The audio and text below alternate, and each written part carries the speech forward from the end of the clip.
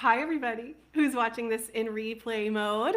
We're so glad that you have joined us today. It's going to be a fascinating conversation about email tactics and how you can be the click worthy, not just clickbait, but click worthy within your emails that you're sending. So I'll get started. My name is Elizabeth Doss. I am a GIF maker, motion graphic designer. I help brands and businesses leverage animated GIFs across social media platforms to increase engagement, build community, and harness their thought leadership. But I'm also a social media consultant, and I love helping you, just like we do every week here on Cultivate, helping you come up with ideas for how to show up in the digital world and show digital love. And there is no love like an email type of digital love, and being able to connect with your community in that intimate space that you guys own together. And anyway, so I'm super excited because Stephanie, this is something that she has worked on with multiple companies and in multiple ways in how to connect and build that community through email. And so, Stephanie, I would love for you to introduce yourself this morning and kick off this wonderful conversation.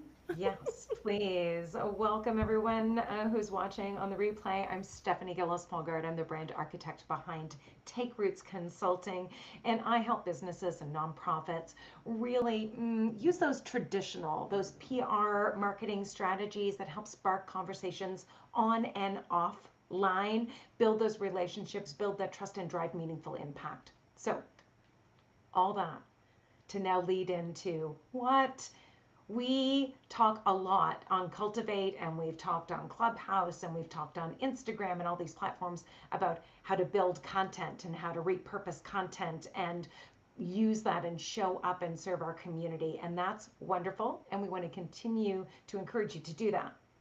However, please do not forget, and I think this is kind of hurting some people right now. They're feeling it, and they have for the last couple of weeks, wondering if social media platforms are really going to stick around. And obviously, I'm talking about what was going on and continues to go on with TikTok. The fact that you've put so much love and time and care into your social media platforms, and again, we encourage you to continue to do that. However, you do not own your social media platforms, and they can be taken away from you. What do you own?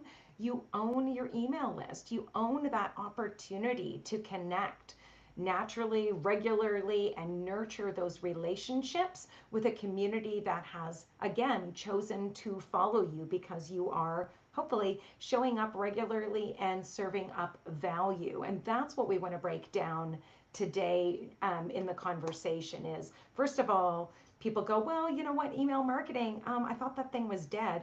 No, it's not dead. It is still used. It's the number one way to engage your audience, your community. Again, you control the narrative.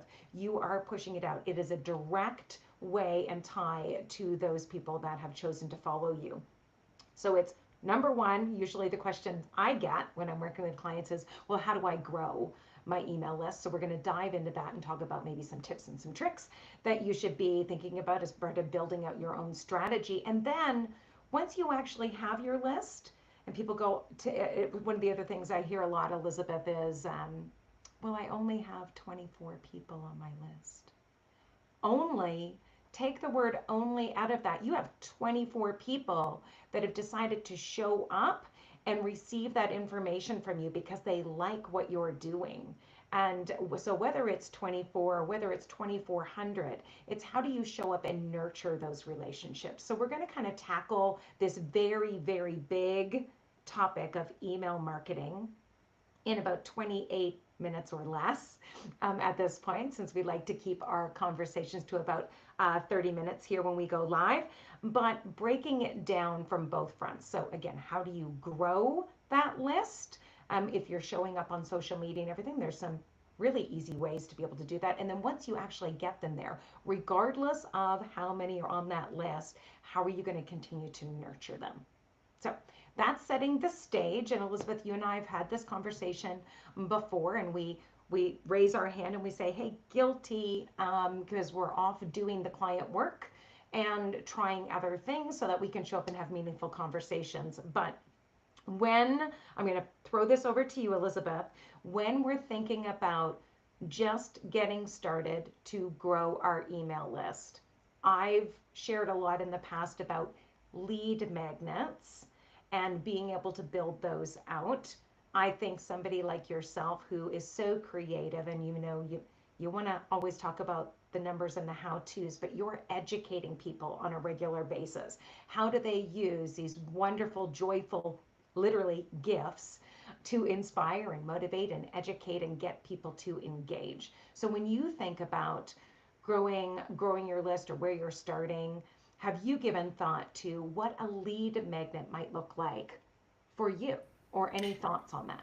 Yeah, definitely. And I'm going to answer your question. But first off, I wanted to thank everybody that's watching and understand we've had a technical glitch that it's sending us back to our title from weeks ago. This conversation is about email, not about your strongest start. Hopefully, you'll still be able to start strong with an email list. But I just wanted to let you know, if you're hanging out with us, this conversation is about email, and Stephanie, I will try to figure out what's going on. But we're going to keep pushing the buttons, even when they go crazy. Okay, so I wanted to throw that in there. Always. Keep pushing the buttons. That's your encouragement. This is a hot mess over here, guys, but push those buttons.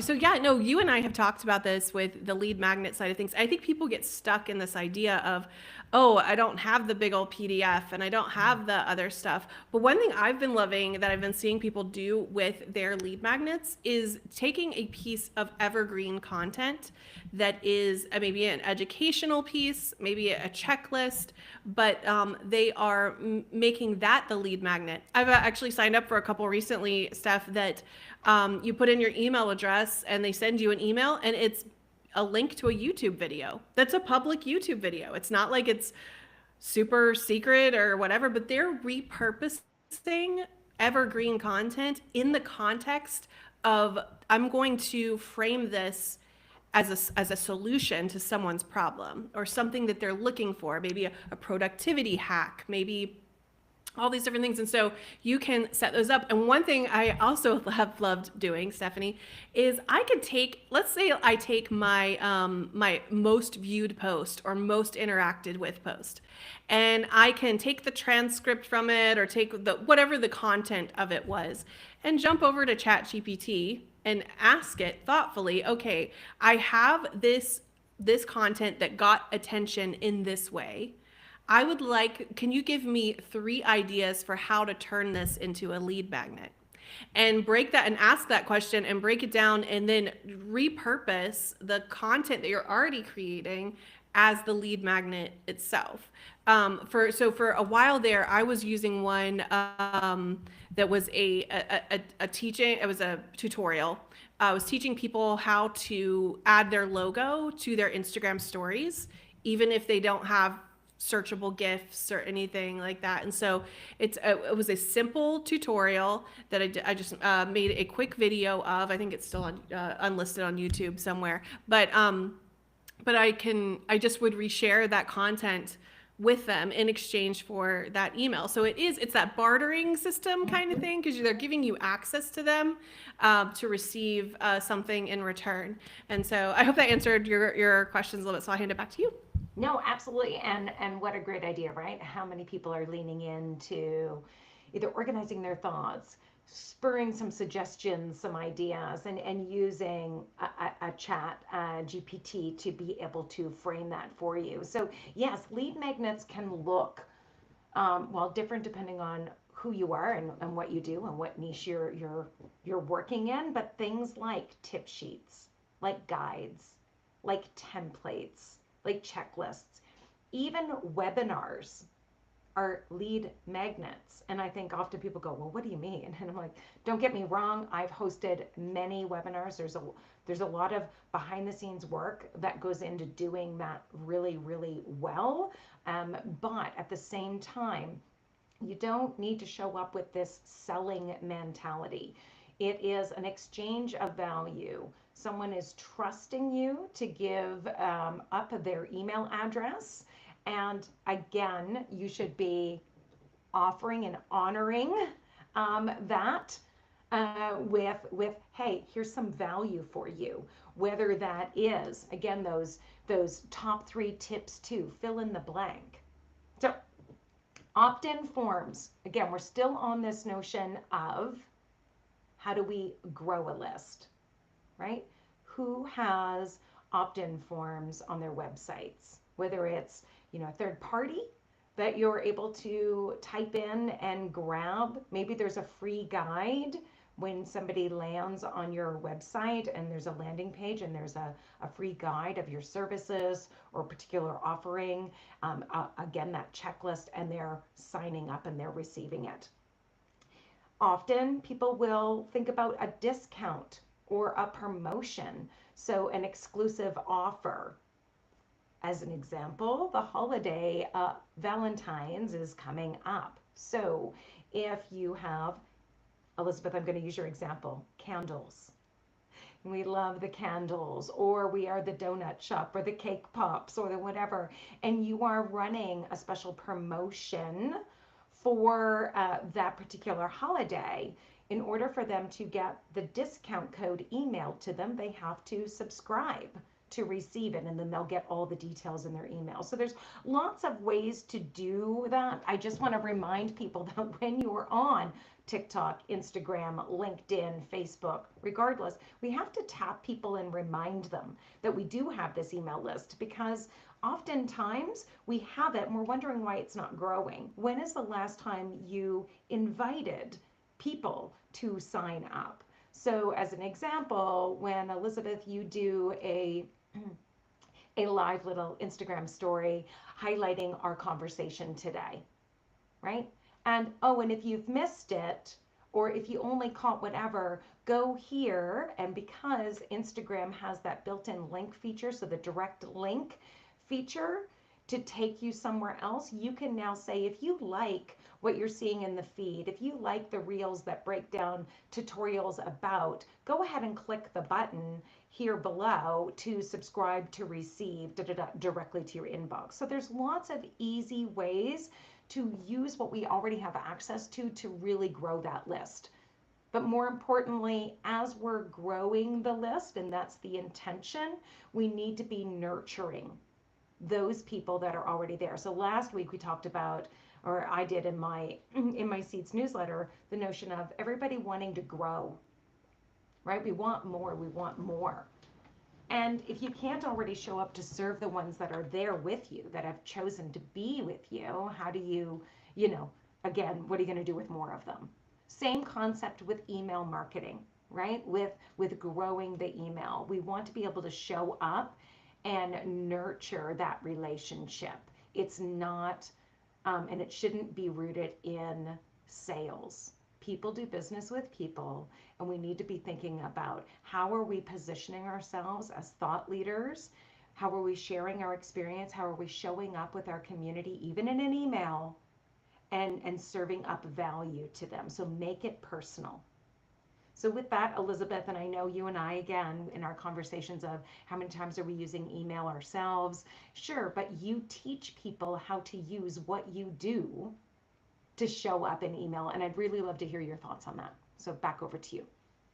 Yes. I I love that. I am there was a question that showed up on LinkedIn that's not coming through, so I'm going to put it in the chat, Steph, so you get a chance to figure out how you might want to answer it. So I wanted to let you know. I had people saying that they can't comment on YouTube. Make sure you're logged in on YouTube, because a lot of times now it's not letting you do that. So anyway, all right. So I'm sending that. Oh, there's Dean. Yay, you got it to work, Dean. I'm so glad. Okay. You were talking about showing up and making it personal. And one thing I've been trying to incorporate a lot more of, and this is a trend you're going to see across social media on social media posts, but also in emails, is the art of storytelling. They don't want you to have your general top 5, the blah, blah, blah, blah, blah. No, they want you to say, here's how I did this, how I got this result from doing these 5 things. Like they want the story part of that. And I know that's hard, you guys. Like, it seems like, why does it seem like I have to do mental acrobatics to come up with a story that's relevant to the situation.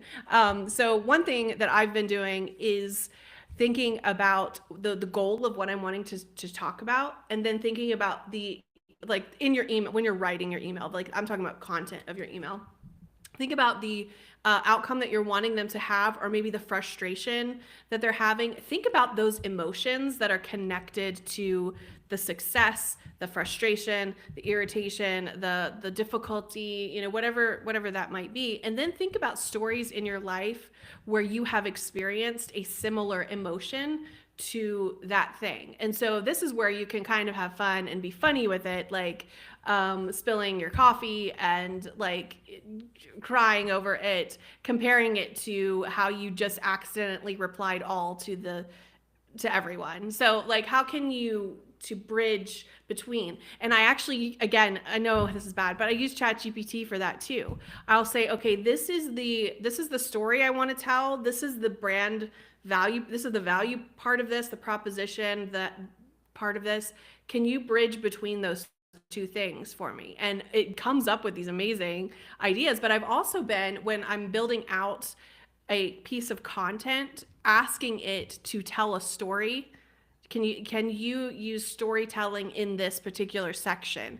And it does a really decent job of turning your content into a story, because that is how our brains are made to receive information, is through storytelling. That's why we watch movies and read books and all of these things. Even when people are trying to illustrate a point, they're telling you a story that illustrates that point.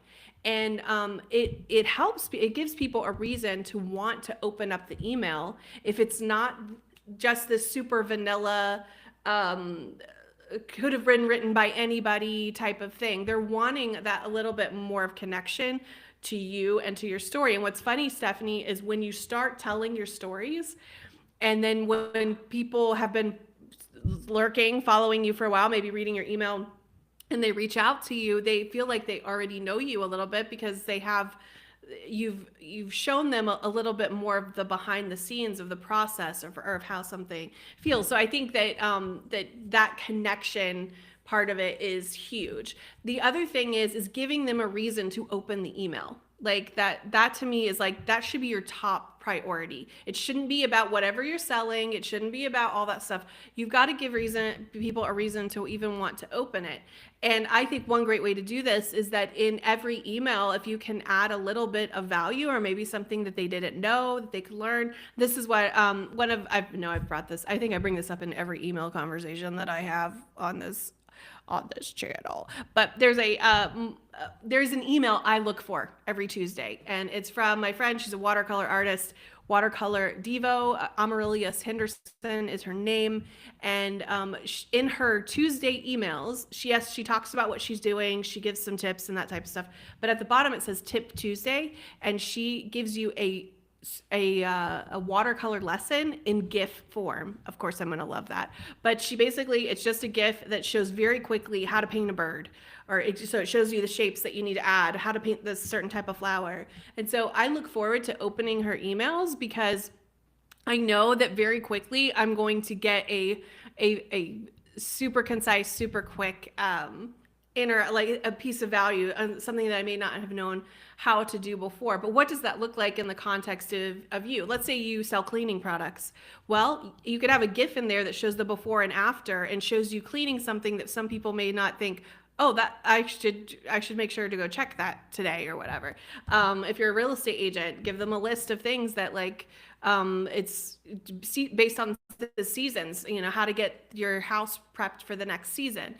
Because they may not come back to open your email, because they're only selling or buying a house very few times in their lives. So why would they keep showing up unless you're giving them constant tips that they can use across the board? Okay, I talked a lot on that one, so I'm going to hand it back to you. But I did want to read this question out to you, and I didn't know if that'd be okay. So this is from Richard Liverman over on LinkedIn. And there was a little bit more context, but I wanted to do this. He said, do discounts such as 10% off work as a way of getting people to sign up? Or is it a token gesture that actually is just a one-off off, and then they simply unsubscribe after that. So he would like he wanted any opinions that we had on offering discounts. So I'll throw it back to you, Steph. Thanks. Yeah, no, it's a great frame for me to take it in a couple of different ways, Richard. But here's what I am going to say. It depends. It's a really bad answer, but let me explain further. If what you're doing is simply to drive those sales on that particular one and you don't care, which is silly, but nonetheless, if you're thinking, hey, there's always going to be people that grab that lead magnet, right, subscribe, and then they instantly unsubscribe. I'm not worried about those people. If I was able to give them something that served them, great, perfect, good luck to you in your efforts all day long. If you're, again, doing some kind of a discount to get them on the list, still when you are serving up that discount to them, give them a reason to stay. Really, that's what it should be about. While you started with the reason of, hey, you want 10% or 20% off my next chocolate cake pops because Valentine's Day is coming up and you need to subscribe right here to grab that discount to use in your checkout in your cart as you're checking out online, wonderful. But when you give them or serve them up that discount in their inbox, give them a reason to stay. And I think that is the positioning or the framework that you have to use because there's a lot of one-offs that people will just do and you can't worry about those people, right? You're showing up for the bigger community. You're showing up for the long term here, and that's what it's about for me. So yes, you're going to see people do that. It's no different than people following and unfollowing you on a social media platform, right? It's the same concept. So I really want people to think long game and give them a reason to stay, not just about the discount. So hopefully that gives some way to think about or frame your own context. Elizabeth, what you talked about, I wanted to circle back. This notion of subject line and how are you getting people to even open the email?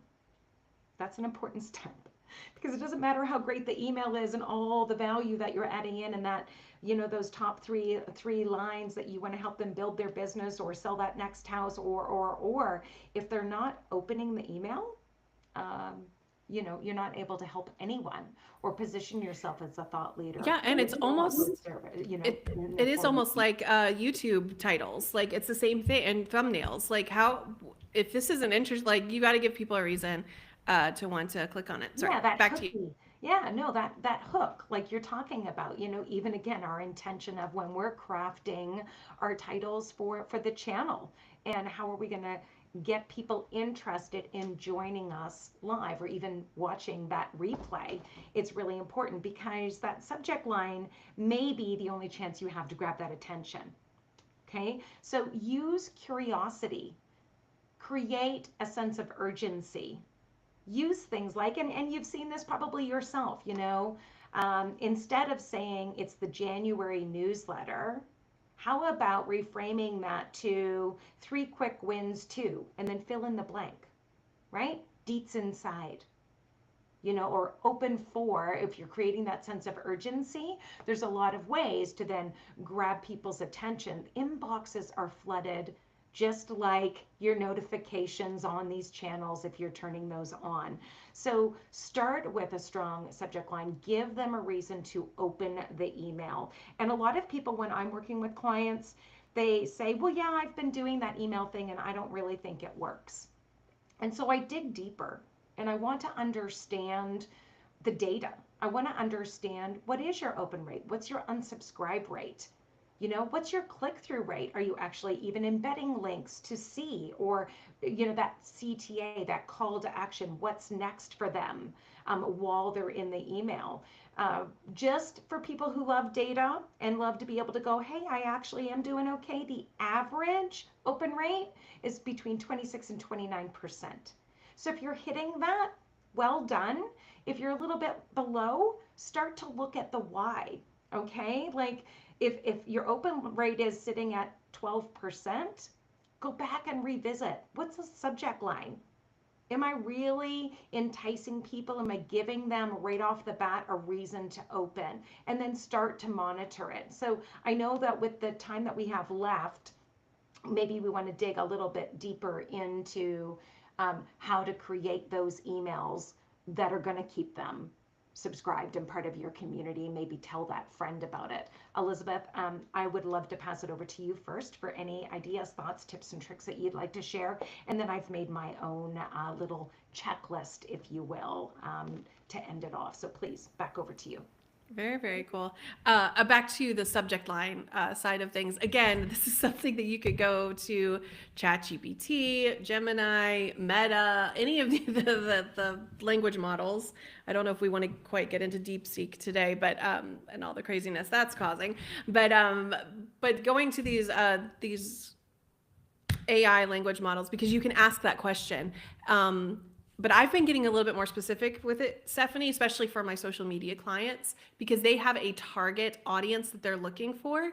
And if you can narrow down the audience a little bit when you type these prompts in, it really helps. So like I'll put in, I'm working with a real estate agency. Their target isn't people buying houses. They're looking for other agents to join. And so that changes that conversation. So I'll say their target is to recruit new agents, create an email on this subject, because I've already written the thing, that is scroll stopping or builds curiosity or is punchy or is whatever. And it'll give you, you can ask it to give you however many that you want. And then you can say, I like number 4, but can you change it and make it, a little bit more Gen Z or millennial, and you can do that, and it's really hilarious when you add in like those types of things. But when you think about if you can narrow down what who you're targeting at, sometimes you can get different results in the curiosity thing. So that was just one thing. I want to hand it back to you.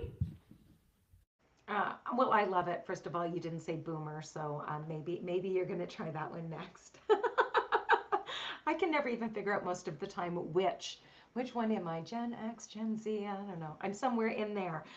Okay, I promised to give a few more tips on when you're creating your emails, and I had to write some down to make sure that at least I got the top more easy ones that you can implement, like for your next newsletter, right? Your next email campaign. So we're talking about nurturing our community on our email. And I already talked about the subject lines. I've already talked about like making it personal. Even if you're using a free version of an email service provider, let's say mail, I mean, there's a gazillion of them out there, right? Constant Contact, MailChimp, all of the things. But if you have the ability to make it personal, if you have that opening line that you always use about cups up or hello friends or da-da-da, just make it conversational, like you're talking to someone. Because again, this is human beings we're connecting to, and focus on the value, not the selling. Right? Always focus on the value, not the selling. So that is just a recap here. It's the tips, it's the tricks, it's the tools they can use to do their job better. It is about that nurturing, and it's the next thing, thinking about the next step in their journey, and also recognizing, we've talked about this before, meet people where they are at right now. So you may have people in your list that are quite seasoned, they've been following you for a while, but you may also have, if you're constantly growing that list, newbies. So how are you welcoming people? Not to delve too much into how big, again, this topic is of email marketing, but if you have a nurture sequence, and maybe let's flip it on its head and say, if you do not have an automation set up to even be as simple as to welcome someone when they sign up. And if you have to start manually because you're just starting to grow your list, please do that. Please welcome them into your community. Please make a promise to them that you're only going to show up in the inbox when you have value to add. to them. And yes, maybe it is an exclusive offer that you're going to keep specifically for those that sign up to your email list, but respect the inbox. Okay, they've trusted you and they've given their email address, and I really want you to respect the inbox. So show up with quality and not quantity. And also think through timing, because timing does matter. And I don't even know where I heard this for the first time, Elizabeth, but it still holds true as far as I know. And if there's anybody that knows different, please reach out and let us know. But Tuesday mornings are actually the sweet spot, if you will, from an email marketing perspective. And rule of thumb, well, people will say, well, hey, email marketing suggests that you should be hitting your community once a week. Okay, now, sure, if there's value to be offered. Don't just drop into somebody's inbox for the sake of saying, hey, I sent out my email blast this week. Do it with intention and then monitor those results. So those are just a few things. Oh, and one last, please make it scannable. We're all super busy, so use short paragraphs. Don't write a book. Use bullets, use GIFs to break it up. How are you framing it? And bring that joy. Back over to you, Elizabeth. No, that formatting tip is huge. And even on LinkedIn, I've been doing this as well, making your LinkedIn post skimmable, breaking it up with some emojis, with some, lists. And it is, my English teacher from school would be horrified because I'm breaking paragraphs mid-sentence and other things, but I'm doing it because I want people to consume the content. And if they click that see more button and then all of a sudden a novel appears on their page, they are done and they are out. And so that when you can make it in little chunks that they can quickly go through, you're going to find that you're going to get a lot better response. And same with the email side of things, if you can chop it up into smaller little bits. So throw out your, I was going to say, it's not MLS. What was it? The formatting? MLA, I think. Anyway, I don't know. Obviously, I'm so sorry. I've really kept up with it. There's a formatting way that you format your papers and other stuff to the rules that you abide by. And anyway, whatever. Don't do that in this world. You are freed from the tyranny of grammar, not spelling, but grammar. No, it's true, right? You have seen Yeah. that. I mean, I am guilty, and I have a minor in English.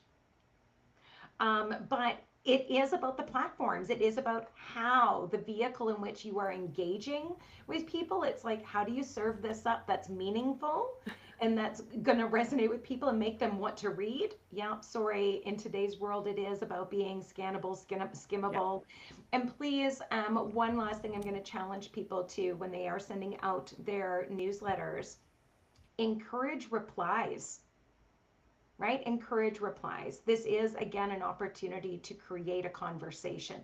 Yes, it's via email. It's no different than telling somebody to send you a note or DM me. Same thing. Hit reply. Are you struggling with a particular thing? Would you like to see? And then that, again, is an opportunity to keep adding value and create content that answers a specific need or question or challenge that your community, the people that you're wanting to show up and serve and ultimately have them become clients, that you're adding that value.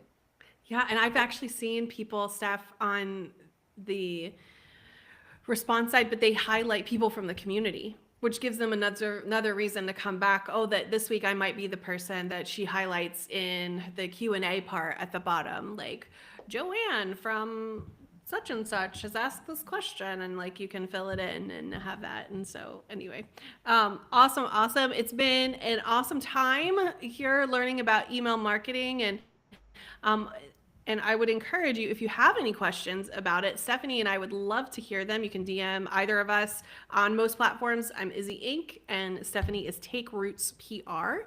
And if you want to, go and send a DM to either one of us if you have questions about social media marketing, email marketing, any way you show up digitally, we would love to chat with you. And you may be the one that forms our next conversation, because we love to actually bring you the answers to the questions that you are having. So feel free even to comment on this video on YouTube, on LinkedIn, wherever with your questions, and we may use that to spur our next conversation, which is a week from today. We show up every Tuesdays at 10 a.m. Eastern, 8 a.m. Mountain, and we go live on LinkedIn, Facebook, YouTube, and if you want to join us here in Riverside, we might even bring you up on stage. If you're interested in joining the conversation, please let us know, and we will let you know how to join us. So I'm going to hand it off to you, Steph, to wrap this up for the day. Oh, thanks, Elizabeth. Okay, so cups up to each and every one of you. I just want to encourage you to keep growing and keep nurturing that email list. All the best, and we'll see you next Tuesday. Bye, all.